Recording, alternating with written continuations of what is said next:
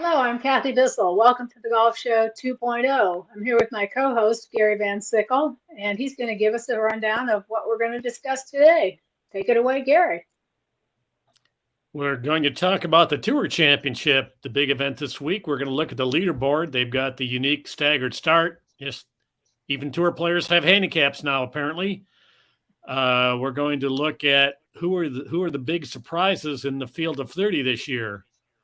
We're going to discuss Live Golf and their rumored 7 players who are going to be leaving for it after the Tour Championship. Who might they be? Am I one of them? Probably not. And then we will have I Predict, where we give you some betting information and tips on who to wager on and who I've already wagered on for the Tour Championship this week. So let's start with the leaderboard, Kathy. Quick rundown. We've got Scotty Scheffler at 10 under. He's got 2 shots ahead of Patrick Cantlay at 8, -7, Zalatoris, -6, Xander Schauffele, -5, Sam Burns, group at -4, Cam Smith, Roy McIlroy, Tony Finau, Sepp Straka, and Sung Jae Im. And the group at -3 includes John Rahm, Justin Thomas, Cameron Young, and Matthew Fitzpatrick. That's quite a pairing. -2, Yes. we've got Jordan Spieth and a cast of thousands.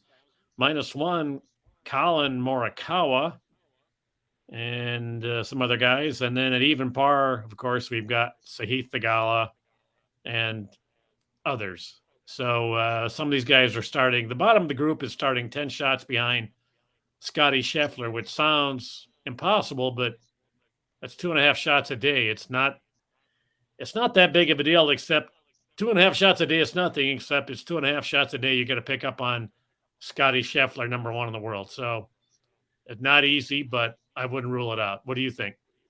Uh, I didn't know what to think, but I heard some guys talking on PGA Tour radio today, coming back from a doctor's appointment. And I believe it was Michael Breed at the end of his program. And he said, you have to think about having their lead each day or every 2 days. So if somebody's at 10 and you can get to -3 or 4 by the first day and another -3 or 4 the next day, he said it's doable. If you can get to where you're just 3 shots back in the final round, then there's a good chance, if you're a good golfer, that you have a shot at still winning the tournament. And we've seen people do that. There's been, 3-shot swings in the past at the Tour Championship. So, I thought it was a pretty good way to look at it. Right. If you're Scotty Scheffler or Patrick Cantlay, you're just thinking, if I can play 8 or 10 or 12 under this week, and if I can get to 18 or 20 under, I'm putting a lot of those guys on. I'm putting them out of it. I mean, they're going to have to. East Lake is usually not that easy to shoot 4 under every day, 4 straight days, but it'll be weather dependent. And I'm just going to guess it's going to be hot, humid, and probably rainy in Atlanta because that's what it always is. Well, I'm going to guess hot and humid because that's what we have in the Southeast in the summertime, and it's still summer here. The other thing I think is interesting for some guys and not interesting for the others is the grass at East Lake. I think they still have Bermuda in their rough. I don't know what the fairways are these days, and the greens may not matter. I think they're past Fallon, but I've forgotten exactly what those greens are. I don't know if they changed to bent or something. And a lot of times the West Coast golfers, the people who have grown up there and live out there, they don't play on Bermuda very often. And it's a surface that is not comfortable for them unless they move here and live here and practice and play a lot, like guys like Tiger Woods did. So he was comfortable on every kind of grass imaginable. And, even Rory McIlroy has learned, I'm sure, how to play out of Bermuda because doesn't he play at the Bears Club? Yeah, and he's won the Tour Championship, the FedEx Cup twice, so he's doing okay. I like the kid's future, I think so. And he's not a bad pick for this week. He's not at Scotty Scheffler's level, but Scotty can have a bad week. How do you feel about the staggered start? We used to have the point system. We used to have my buddy Steve Sands on Golf Channel. He's doing all this. He's doing live math on TV. And literally, he was doing it in his head. and with the chalkboard to keep up. And so we don't have that anymore. Now everybody's upset about the guy's 10 under, but you haven't even hit a shot. What's that supposed to be? It's very untraditional. Well, it's untraditional, but you either have to have Steve Sands on the whiteboard and he's adding it up as they go from hole 7 to hole 9. It changes, you can't figure it out. Sometimes they finished the day and people didn't know if they'd won the tournament or won the FedEx Cup or whatever. So they had to just not worry about that and just play the best golf they could. And sometimes they'd end up winning and sometimes they didn't. You were just telling me a story about that happening one year. Oh, was I? Yeah, you were. Bill Haas, remember? Oh, well, yeah, Bill Haas didn't. Yeah, it was so complicated. We're going to get to that later, but Bill Haas, after he got up and down from the lake, and then the next hole he beat Hunter Mann in the playoff to win the Tour Championship. And, they kept showing whoever was the network, I think it was CBS, kept showing Luke Donald in the clubhouse, who was anxiously waiting the outcome because it appeared that he was going to win the FedEx Cup. But Haas won, so the Tour Championship, so Luke didn't win. And when Fincham congratulated Bill Haas, he said, "So who won the FedEx Cup?" And Fincham had to tell him, "You did." And Bill Haas was like, "Oh, isn't that delightful?" So that's one of my favorite moments in FedEx Cup history, which we're going to talk about. And I forgot to mention that earlier. That's one of our favorite FedEx Cup finishes. That's a perfect example of why they really needed to go something just awful. I don't know why it took them so long. I mean, you had we'll talk about it, but I don't know why it took them so long to figure it out. I am not a fan of the staggered start. I know Peter Costas has made some snide comments about it. Why couldn't everybody just start even in this thing? What if you took the point standings right now, and instead of giving Scotty Scheffler -10 and Cantlay -8 and so on, what if everybody got a pile of money based on where they are right now? So it's like being prepaid for making the final 30. Okay, you number one, you get $2 million. Cantlay gets $1 million, and everybody gets a payoff, and then they start even and go out and play. I mean, the idea, the tour has tried to rig this whole thing over the years so they get the biggest names in contention at the final event. Okay, I mean, ideally, when they started, they wanted to get Tiger and Phil in the final twosome on Sunday, and they tried to, that's why they don't want match play, because somebody can get eliminated. If you go from a standing start, they might have a bad day and they're out of it, and you have somebody else. But I think if you're playing for 10 million and now it's 15 million, I think that's important enough. I don't think it matters who it is. It's going to be good TV. Now, casual fans not going to be interested if it's Tom Hoagie duking it out with JT Poston, but they're still playing. They're dueling for 15 million. A lot of money. So that's my idea: is go from a standing start, give everybody a bonus based on where they are right now, since the tour is suddenly throwing money around like Live. I think that would be a better way. But I like the scores. As soon as they hit the first shots on Thursday, we're over it, and now we know where everybody stands, and that's what's important. I said for years they should just do cumulative scoring for all four legs, and so you know where you were, because we had the situation the one year where Vijay Singh clinched the FedEx Cup after the third leg in St. Louis. Camilo Villegas won, and by the time anybody at the tour figured out the points, they realized, VJ's clinched the FedEx Cup. And he had left Atlanta, and VJ had left the tournament. Airport, leaving town. Nobody could talk to him. Not that he was exactly the king of the media room, but I like VJ. But so he clinched it, and we couldn't talk to him. He left, so that solved that problem. Okay, guess what it's time for? The shameless plug. Subscribe. Press the little red button. Oops, this way. Nothing will happen to you. You will not get any emails or anything. But it's true. We have no shame. If you get enough subscribers, which we'll probably never get, click on like, click on subscribe. Do us a favor, because someday we might get the 17 cents we need to pay for the power to do this show. That's exactly right. Even if you don't like us, just click on it, please. Thank you. To find out what happens to us. Let's go on to who's your favorite big surprise who got in the 30-man field this year that you least expected? My biggest surprise, I think, well, I kind of got two of them, but I'm going to go with the first one first with Sahith. I think that's the way you say his name, Thigala.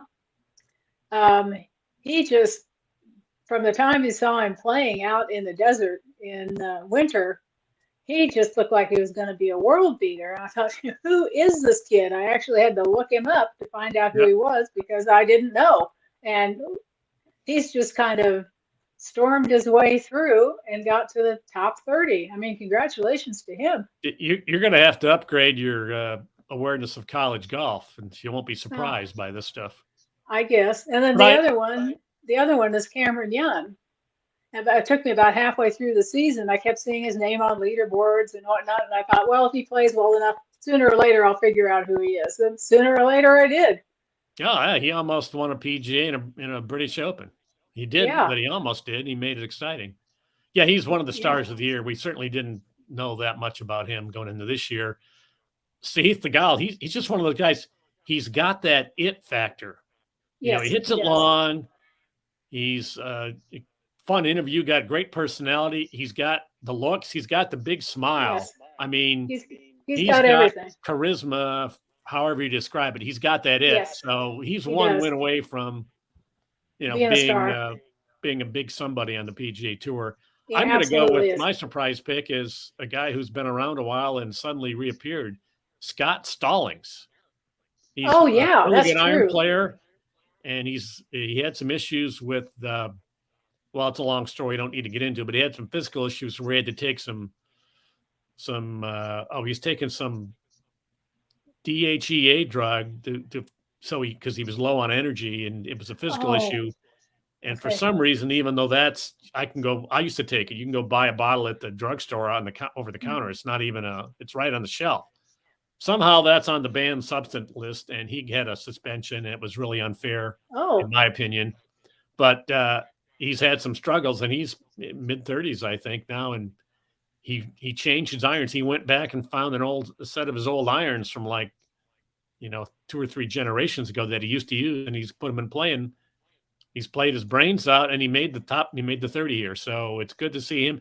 He when he first got on tour, he was doing a blog. He and his wife did a blog. It was a lot of fun, but he gave that up probably on account of the reason I don't do a blog, because it's way too much work. you have to keep doing it. You got to keep doing it. It's like you got to keep talking about yourself. It's like, yeah, I don't need to do that. All right, well, let's talk about Live Golf and the rumor that there are going to be 7 more defectors as soon as the Tour Championship ends.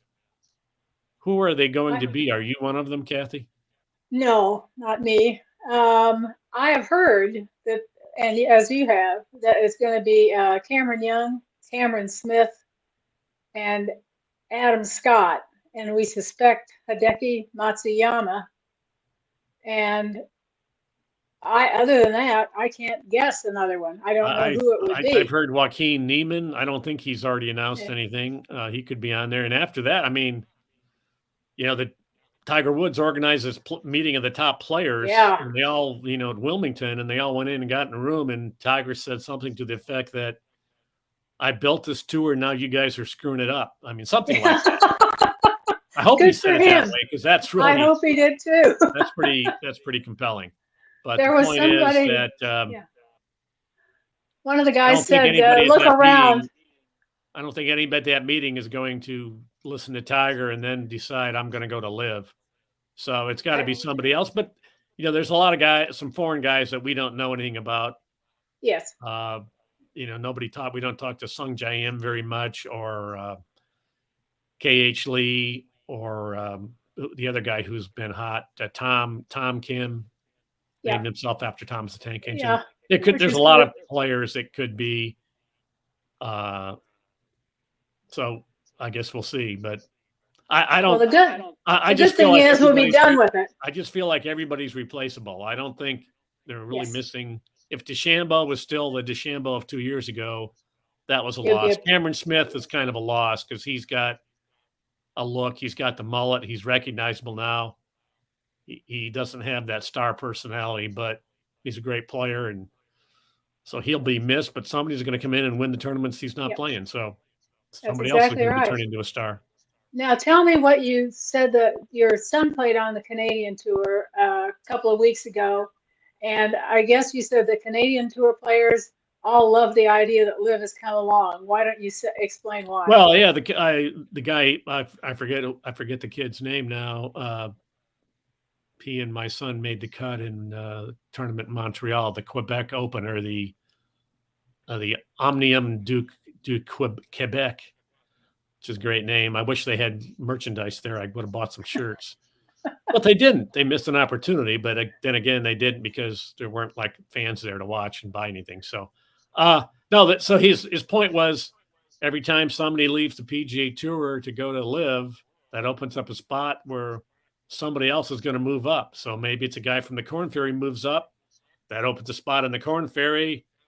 It's a chain reaction, and it gives these guys, 50 more it's not much of a spots. chance, but it's one more door, a small door open there, opportunity for somebody. So they're fine with it. Of course, they'd all jump at that money, and I joke that I'm available for a 4-figure deal, much less a 6-figure deal. And that's everybody in that tour. I mean, they're making peanuts. My son finished 18th. His name's Mike.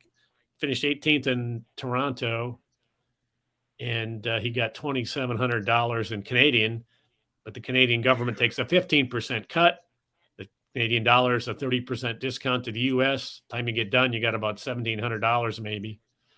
And that's not, that's not great. Of course, 18th place isn't how you make a living, but nevertheless, the idea is if Liv comes along and vacuums up some of the players off of the PGA Tour, and they go away and they become invisible because we don't see them or hear anything about them, then that opens up opportunity for these other golfers who are really very good to get the chance that they've been waiting for. It's a chance of a lifetime for them. Yeah.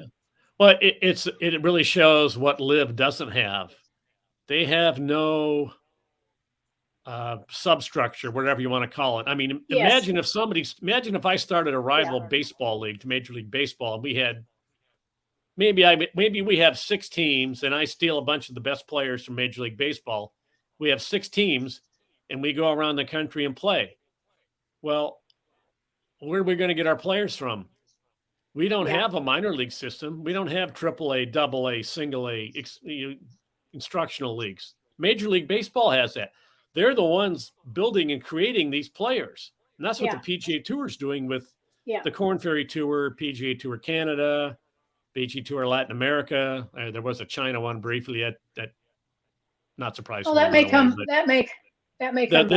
The Live Golf is not getting players. They don't have a pipeline for players. They're just stealing from the PGA Tour. So that's one issue. And given that makes added importance on PGA Tour Canada, some of these events, PGA Tour, Corn Ferry Tour.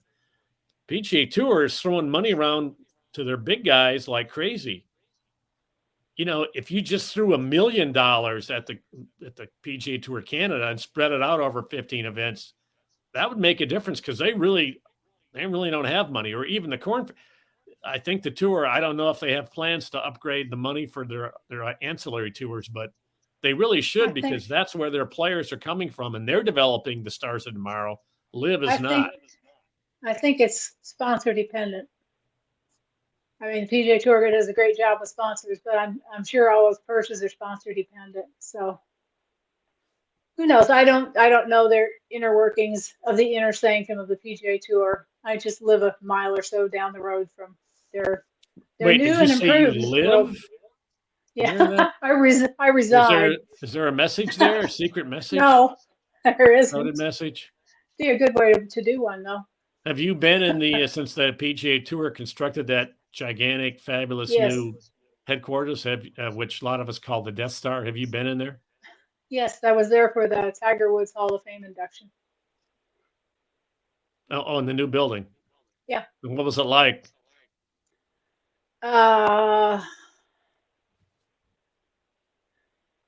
It's very sleek and shiny. It has like shiny-ish floors. Somebody described it as being like a series of box cars stacked on top of each other, just kind of run parallel to each other with a big hall and stairs in between, and that's kind of what it's like. So from the outside, it looks like a big walk. Oh, no, from the inside, it's like there's a center hallway / atrium, and the edges have offices. And so, I'm sure it's everybody's dream to someday be inside that building. Well, enough about us. Let's get on to the grand finale. I predict. These are things I predict will happen. Okay. This is our betting moment where we discuss who's going to win and why and who you should bet on. Oh, I'm sorry. We didn't do the we're going to talk about our favorite FedEx Cup moment. Let's do that first. Yeah. We better be quick. I've compiled a list. You can find it on si.com, I believe, called the ranking. I ranked the 10. I'll just read them off, and then you can tell me which, if you agree. Number 10, I've got Rory. Rory doing what? Anything? In 2020. That was the first year of when the tour started its Head Start program at the Tour Championship. Okay. And he shot 66th the last day, blew everybody away. Number 9, Billy Horschel in 2013. He'd only had 2 top 10 finishes all year, and he missed the cut in the first FedEx event. He rallied. 8, number Rory in 2016. He had a 4-hole playoff. Can you tell me who else was in the playoff with him, with 2 other players? Ryan Moore. Very good. And who was the other guy who got eliminated in the first hole? I don't know. I've forgotten. He's vanished into thin air. Kevin Chappell. Oh, okay. And Ryan Moore and Roy McIlroy a few weeks later played a pretty big role in the Ryder Cup in Minneapolis. I was going to say Ryan Moore got picked because he made a couple of clutch putts in that playoff, and I thought he's a good putter. He scored the clinching point, if I recall. Yeah. 2008, number 7, Vijay Singh. That was the year he clinched it after the 3rd one, and nobody knew, and he left. 6, Patrick Cantlay in 2021. He had a great duel with John Rahm, who was ranked number 1 in the world at the time, I believe, and he hit the 6-iron to the 18th hole to 12 feet for an eagle putt that he didn't make, but he didn't have to. That clinched it. 5, Tiger Woods in 2007. He just, he won. He shot 23 under and won by 8. It was Tiger. He was still Tiger Woods then. Yeah. 5, I like this one. I like Jim Furyk, 2010. I think he was the first guy who actually had a putt for $10 million and knew it. He had a 2-footer. He had a great bunker shot. He bogeyed 16 and 17 to blow a 3-shot lead. Hit his tee shot an 18 into the bunker by the green. Hit a great bunker shot in the rain to 2 feet. And then with his cap turned around, made the 2-footer to win. And you would have bet a lot of money if anybody was going to make a putt to win $10 million wearing their cap backwards. It would not have been Jim Furyk. I don't know. He's pretty tough.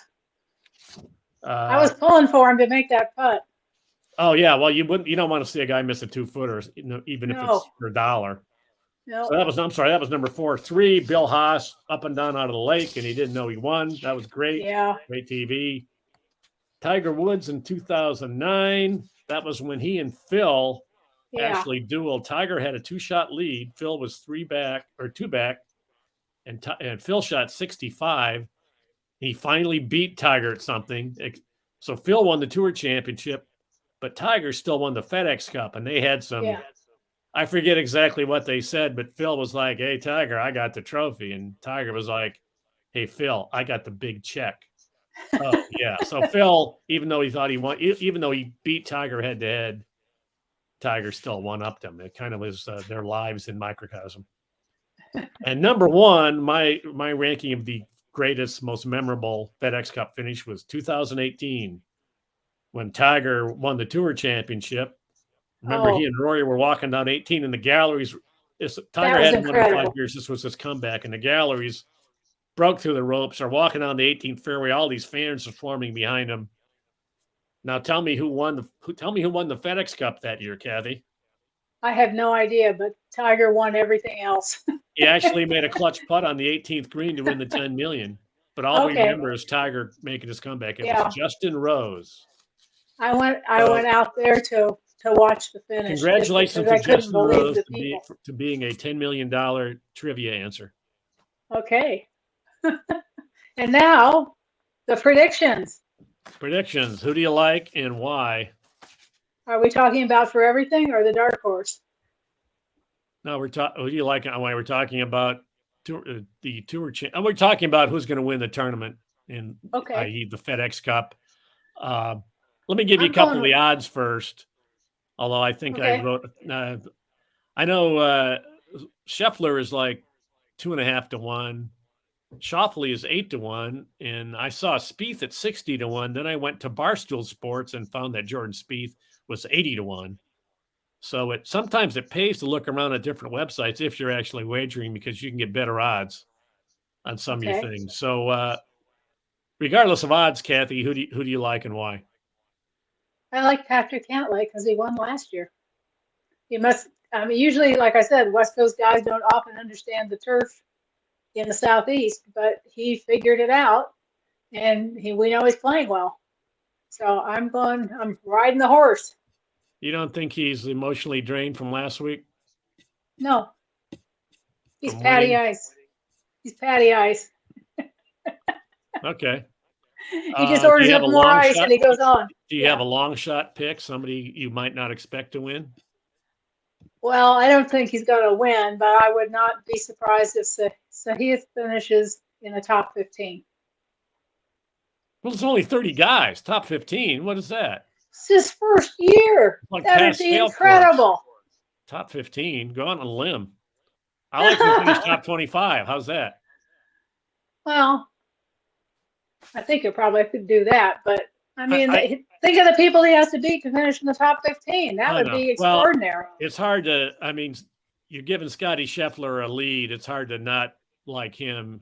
It's not a great bet at 2.5 to 1, but again, the first rule of betting is to pick the winner. Bet on, it's better to pick the winner at even odds than to bet on a horse at 99 to 1 that's going to lose. Okay. I like Scheffler, but honestly, I like Xander Schauffele. He always plays his course well. He's won here.